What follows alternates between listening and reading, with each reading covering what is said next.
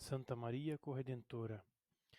Dando continuidade às nossas apresentações sobre o capítulo 7 do livro A Virgem Maria, do Antônio Royo Marim, a cooperação de Maria na obra da redenção realizada por Cristo no Calvário, por sua cooperação, conquistou Maria o título gloriosíssimo de Corredentora da humanidade. E, na sequência das nossas apresentações, tínhamos encerrado o assunto da via de satisfação para a explicação dos modos da redenção, modos e vias da redenção, e hoje nós vamos partir para a via de sacrifício. Portanto, a paixão de Cristo também realizou a redenção do mundo por meio do sacrifício. E de modo semelhante, isto é, guardadas as devidas proporções, o mesmo deve ser dito da corredenção mariana. Mas antes de demonstrá-lo, é necessário especificar o verdadeiro sentido e alcance da palavra sacrifício. E aqui o texto que eu apresento vai procurar resumir rapidamente o que seria esse conceito de sacrifício. A rigor, o sacrifício consiste na oblação externa de uma coisa sensível, com uma certa mutação ou destruição da mesma, realizada pelo sacerdote em honra de Deus para testemunhar seu supremo domínio e nossa completa sujeição a ele.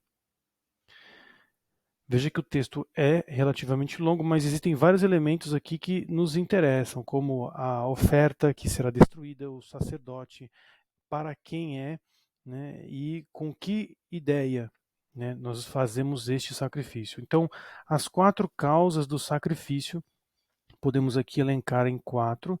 A causa material, que é a coisa sensível que é destruída. Por exemplo, um cordeiro. E aqui eu já faço um convite a todos que façam um exercício de meditação a respeito dessas 4 causas do sacrifício para a sua vida prática, para uma vida de oração. Quando você oferta realmente um sacrifício a Deus com as devidas proporções de seu mérito, né, nós podemos aqui fazer uma comparação de Cristo conosco, né, da mesma forma como será feito de Cristo com Nossa Senhora, para que nós nos sintamos convidados a fazer sacrifícios com esta consciência das 4 causas. Então, a causa material, a causa sensível que é destruída. No exemplo, você tem um cordeiro. Então, existe alguma coisa sensível que será destruída. A causa formal do sacrifício, uma imolação ou destruição em honra a Deus. Portanto, nós temos que executar essa destruição. Primeira causa material existe uma coisa, né? Essa coisa, no caso, é um cordeiro, e a causa formal, como ele vai ser destruído? Existem maneiras de se destruir este cordeiro, como um holocausto, por exemplo, em que você queima ele completamente, em honra a Deus. Essa destruição em honra a Deus. Também temos a causa eficiente, que é o sacerdote ou ministro legítimo, no caso deste sacrifício da redenção. Veja, nós estamos falando de um sacrifício para a redenção da humanidade. Portanto, é necessário um sacerdote ou ministro legítimo, essa é a causa eficiente, ou seja, quem que opera esse sacrifício. E a causa final é o reconhecimento do supremo domínio de Deus e de nossa total sujeição a ele. Então, veja que aqui nós temos as 4 causas resumidas. O que é um sacrifício, como se opera esse sacrifício, quem opera esse sacrifício e para quem opera esse sacrifício. Vamos aqui fazer um exemplo simples de um santo rosário, um santo terço sendo rezado, recitado na frente do sacrário. Nós temos uma coisa sensível que será destruída. Podemos imaginar aqui, a princípio, o tempo, ou, enfim, o meu sacrifício ali material de estar de joelhos. Eu vou sacrificar um pouco as fibras ou os ligamentos do meu joelho, enfim, algo material. Como será essa imolação feita? Ela será em honra a Deus e a Nossa Senhora por meio do rosário. A récita do rosário é a forma como eu vou executar esse sacrifício. O que será sacrificado serão as minhas orações. Quem vai oferecer esse sacrifício? O fiel. E com qual finalidade? Para mostrar o supremo domínio de Deus e a nossa sujeição a Ele. Então, é um pequeno exemplo, né? Peço perdão aqui por ter errado algumas palavras, se porventura foi um pouco informal, mas a ideia deu para ficar bem concreta a respeito de um sacrifício. Bom, a partir desta ideia do que seria então sacrifício, nós temos duas conclusões que serão analisadas separadamente. A primeira a Cristo, a segunda a Maria. A primeira conclusão é que a paixão e a morte de Jesus Cristo na cruz têm razão de verdadeiro sacrifício em sentido estrito. Sacrifício mesmo. Já a segunda conclusão, a respeito de Maria, as imensas dores de Maria, sobretudo as de sua compaixão aos pés da cruz de Cristo, têm razão de verdadeiro e autêntico sacrifício, inteiramente subordinado ao de Cristo Redentor e de forma análoga e proporcional. Veja o cuidado nas palavras para não sobrepor Nossa Senhora a Nosso Senhor Jesus Cristo. Existe uma hierarquia, Nosso Senhor Jesus Cristo primeiro e na sequência Nossa Senhora, naquelas distinções de mérito que nós tínhamos visto anteriormente. Agora vamos analisar a primeira conclusão, esmiuçando os detalhes dela. A paixão e a morte de Jesus Cristo na cruz têm razão de verdadeiro sacrifício em sentido estrito. A Sagrada Escritura nos diz em Isaías 53, 7 e 10: maltratado ele se submeteu e não abriu a boca, como cordeiro que é levado ao matadouro, ou como ovelha que emudece diante do tosqueador. Sim, o Senhor quis esmagá-lo pelo sofrimento. Se entregar sua vida como expiação, ele há de ser uma longa descendência e a vontade do Senhor triunfará em suas mãos. Ele há de ver uma longa descendência. Veja que aqui há a citação perfeita do sacrifício de Cristo, principalmente nessas partes onde ocorre matadouro, não abriu a boca. É uma clara profecia da crucifixão de Nosso Senhor. A Sagrada Escritura, então, portanto, ela define claramente que ocorrerá, né, profeticamente, ocorreria um sacrifício. São Paulo insiste repetidas vezes na oblação sacrificial de Cristo. Em Romanos 3, 24 e 25. Esses são justificados gratuitamente pela graça de Deus, por meio da redenção em Cristo Jesus. É Ele que Deus expôs como instrumento de expiação. Instrumento de expiação para retirar de nós as penas. E meio de redenção em Cristo Jesus. Ou seja, toda a obra da redenção, ela veio como uma maneira de nos convidar a unir as nossas obras ao sacrifício perfeito de Cristo. Em 1 Coríntios 5,7 também é citado: de fato, nosso Cordeiro Pascal, Cristo, foi imolado, evidenciando um sacrifício, como eu falei, a causa material, e imolado, né? Primeiro a matéria, que é o Cordeiro Pascal, Cristo, e a forma, imolado. Caminhai no amor como Cristo também nos amou e se entregou a Deus por nós como oferenda e sacrifício de suave odor. Veja que aqui você tem quem oferece, que é o próprio Cristo, foi um sacrifício, e a quem foi entregue? A Deus. Nós temos aqui a causa eficiente, a causa final, em Efésios 5:2. Em Hebreus 9:26, agora, porém, na plenitude dos tempos, de uma vez por todas, ele se manifestou para destruir o pecado pela imolação de si mesmo. Veja a entrega livre, né? Aqui a imolação de si mesmo. Como ele próprio sendo então a matéria, o próprio sacerdote que oferece a Deus esse sacrifício perfeito. Então a Sagrada Escritura não deixa dúvidas a respeito dessa verdade, de que Cristo realmente operou a obra da redenção por sacrifício, pela via de sacrifício. O magistério da Igreja também se pronuncia a respeito disso, e aqui eu deixo 3 citações do Denzinger. Se alguém disser que o sacrifício da missa é apenas um louvor e uma ação de graças ou uma mera comemoração do sacrifício feito na cruz, seja anátema. Eu acho extremamente importante essa citação do Denzinger, que pode ser usada, inclusive, para questionar alguns sacerdotes mal intencionados que se referem à Santa Missa como uma comemoração, mera comemoração de um sacrifício feito no passado, né? Onde, na verdade, nós renovamos aquele sacrifício que agora é incruento. Não há derramamento de sangue, mas é uma renovação perfeita do sacrifício que foi realizado na cruz e que se renova a cada Santa Missa.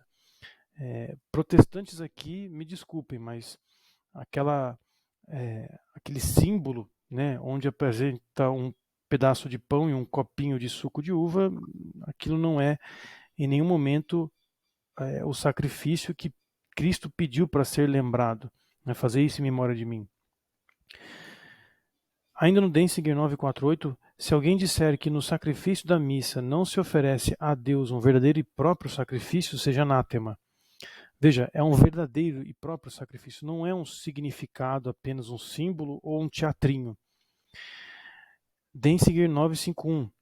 Se alguém disser que pelo sacrifício da missa se comete uma blasfêmia ao sacrifício santíssimo, sacrifício de Cristo, cumprido na cruz, ou que é diminuído por ele, seja anátema. Aqui é para combater aquelas pessoas escrupulosas que acham que não se deve fazer o sacrifício, uma vez que você está torturando Cristo novamente na cruz. Novamente, é um sacrifício incruento. Não há derramamento de sangue, mas há a operação das graças que nos garantem a salvação estão ali presentes. Portanto, não podemos dizer que é apenas um símbolo e nem evitar de celebrá-lo. Nós temos que celebrar a Santa Missa com a consciência de que é realmente o sacrifício de Cristo renovado ali na cruz. Agora vamos à razão teológica, em que eu destaco aqui dois textos de Santo Tomás e Santo Agostinho. Propriamente falando, um sacrifício é uma obra realizada em honra a Deus e a Ele devida a fim de aplacá-lo. Pois bem, Cristo ofereceu-se voluntariamente em sua paixão por nós. E o fato de havê-la suportado voluntariamente com infinita caridade foi sumamente agradável e aceito por Deus. Logo, torna-se claro que a paixão de Cristo foi um verdadeiro sacrifício.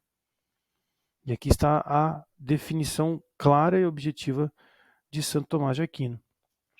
Santo Agostinho também menciona que os que os homens poderiam tomar que fosse mais conveniente oferecer por si mesmos do que carne humana.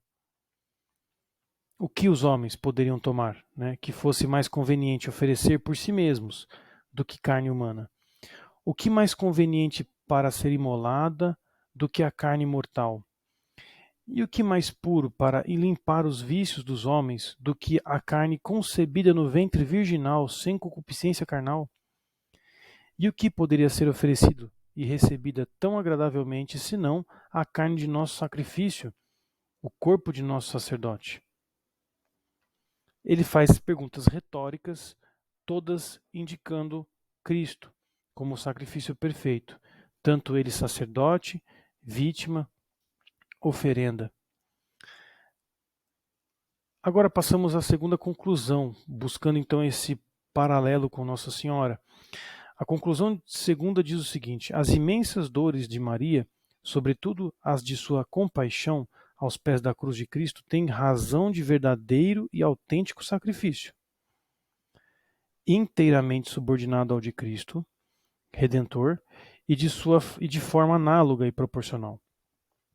Para compreender corretamente a compaixão de Maria na paixão e morte de seu filho e sua cooperação com ele no ministério de nossa redenção, devemos levar em conta as seguintes coisas.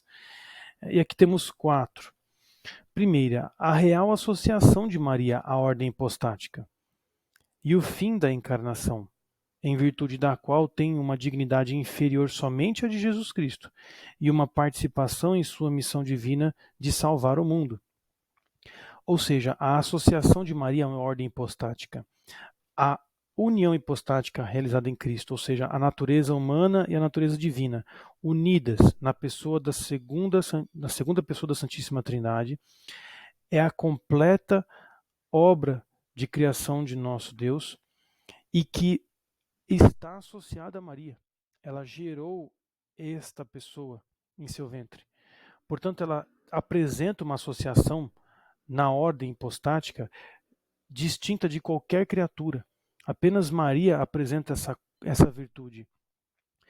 Isso lhe confere uma dignidade que é superior a todos os anjos e santos e as pessoas da face de toda criatura unida, todas elas unidas não seriam dignas ainda da mesma dignidade de Maria.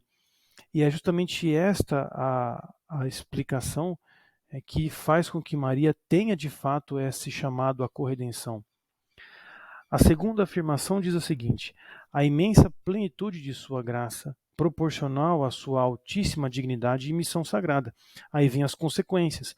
Por ter se associado à união hipostática, Maria apresenta desde toda a eternidade essa grande virtude. Ela tem a graça maternal, mãe de Deus.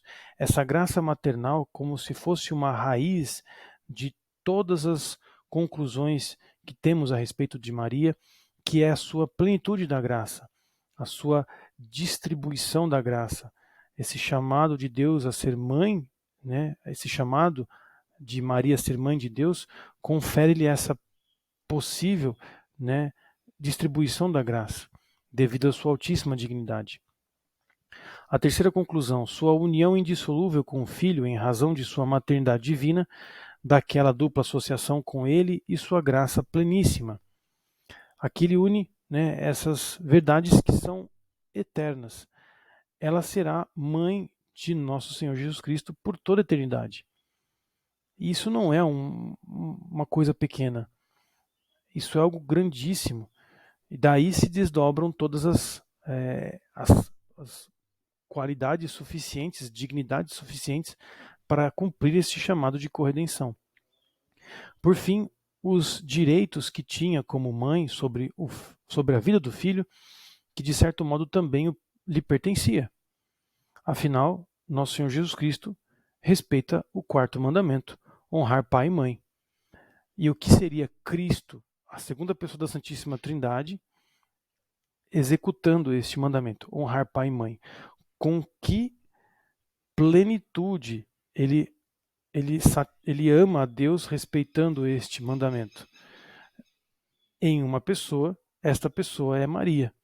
Portanto, Nossa Senhora tem um chamado elevadíssimo de dignidade, pois é nela que Cristo executa esse mandamento. Não é em qualquer mulher, é em Maria. Ela é a mãe do Verbo encarnado. Maria não é Jesus, é bom ressaltar isso. Nem a vida física deste é a vida de Maria, ou seja, não é uma mistura de vidas. Maria não é Jesus.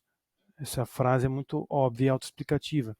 Os dois estão íntima e indissoluvelmente unidos em uma mesma ordem e com o mesmo fim, que é a redenção, mas de maneiras muito distintas, muito diversas. Então eles participaram da obra da redenção, cada um com sua obra. Jesus Cristo como sacerdote supremo e vítima ao mesmo tempo. Maria como associada e cooferente espiritualmente. E este é um dos segredos da meditação sobre esta verdade teológica da corredenção de Maria. É essa associação, este ato de co-oferecer espiritualmente o sacrifício. Essa é a postura que todo fiel católico deve assumir na Santa Missa. Nós temos que buscar ao máximo nos unir, nos associar a esta oferença que é renovada na Santa Missa, e quem opera é Cristo, supremo sacerdote e vítima ao mesmo tempo. Portanto, Maria é como se fosse aquela melhor amiga da sala de aula que você procura socorro antes de fazer a prova, né? Ela sabe toda a matéria, você sabe que ela tem todo o conhecimento necessário para fazer a prova da melhor forma possível e você busca nela inspiração para imitar o seu exemplo. Jesus Cristo, como homem, é o sacerdote supremo e vítima propiciatória em virtude da união substancial. Maria, embora associada à união hipostática, não é, no entanto, assim substancialmente, mas de uma forma puramente relativa. Veja a importância desses dois últimos parágrafos que colocam as coisas no seu devido lugar. Jesus Cristo é o homem e sacerdote supremo e vítima propiciatória em virtude da união substancial, ou seja, da união hipostática. Maria está associada de forma substancial, mas relativa. Ainda assim, substancialmente, mas de uma forma puramente relativa. Então, temos aqui, né, esta verdade, não dá para questionar a união de Maria com Cristo, por ser mãe dele. E a dignidade automaticamente vem junto, que garante a nós esse exemplo magnífico que é Maria. Por fim, esta associação, embora suficiente para uni-la a Jesus Cristo, como ela é mãe de Deus, ela está unida a Jesus Cristo, ao mesmo fim da encarnação, que é a redenção, né? Então ela está unida a Cristo por ser mãe dele e acaba se unindo à obra da redenção, não a constitui sacerdote supremo. Maria não é sacerdote supremo nem vítima propiciatória. Veja que a importância dessas linhas que invalidam a possibilidade de chamar Nossa Senhora de sacerdote oferente. Cristo é o sacerdote. Maria se une espiritualmente a esse sacrifício. Por que ela se une? Porque ela carece de união substancial. Nem tampouco formalmente em sacerdote ministerial, por faltar-lhe o caráter, mas é algo transcendente a este último, ou seja, em cooperação, cooperador e oferente de uma forma verdadeiramente espiritual de todo o sacrifício de Jesus Cristo, enquanto mãe sua, mediadora e corredentora com ele de todo o gênero humano. Aqui está claro, então, a união, a maneira como Maria se une ao sacrifício de Cristo, de forma verdadeiramente espiritual, de todo o sacrifício de Jesus Cristo. E esta união, esta cooperação, esta co-oferenda que nós fazemos na Santa Missa, é uma tentativa de copiar a mesma união que Maria teve no sacrifício de Cristo. Da mesma forma que Maria esteve ali presente, viu o sacrifício da cruz ocorrendo e permaneceu, espiritualmente falando, ofereceu essa compaixão a Cristo, nós também somos chamados a vivenciar essa mesma experiência espiritual. Por isso, eu convido a todos que façam as meditações dessas explicações humildes que venho fazendo, para que possam melhorar espiritualmente a sua conduta na Santa Missa, né? Que essa via de sacrifício, tendo ela claro, tendo ela em mente, você possa buscar se unir espiritualmente cada vez mais a este sacrifício incruento da Santa Missa, que não é nenhum símbolo, não é nenhuma memória, não é nenhuma celebração apenas comemorativa, mas é de fato a renovação do sacrifício redentor de Cristo na cruz. E nós somos chamados, como católicos, a nos unirmos espiritualmente a Ele, seguindo o exemplo da nossa Mãe Corredentora. Eu fico por aqui e até o próximo, com a graça de Mãe de Deus, que nos instrua a propagar essa verdade teológica para que ela possa ficar mais clara em todas as pessoas. Ave Maria, cheia de graça, o Senhor é convosco. Bendita sois vós entre as mulheres, e bendito é o fruto do vosso ventre, Jesus. Santa Maria, Mãe de Deus, rogai por nós, pecadores, agora e na hora de nossa morte. Amém. Santa Maria, Mãe de Deus, rogai por nós. Em nome do Pai, e do Filho e do Espírito Santo. Amém.